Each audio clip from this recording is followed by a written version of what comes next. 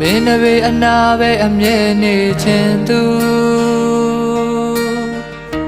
မင်းအတွက်အမြဲတမ်းအပြေခံလူတယောက်လို့မင်းလေးကြိုက်တယ်လို့အနိုင်ယူသွားလိုက်ပါမင်းမို့လို့အမြဲတမ်းပဲအရှုံးပေးမယ်လူမင်းလေးဆိုသမျှအမြဲလို့ခံသူ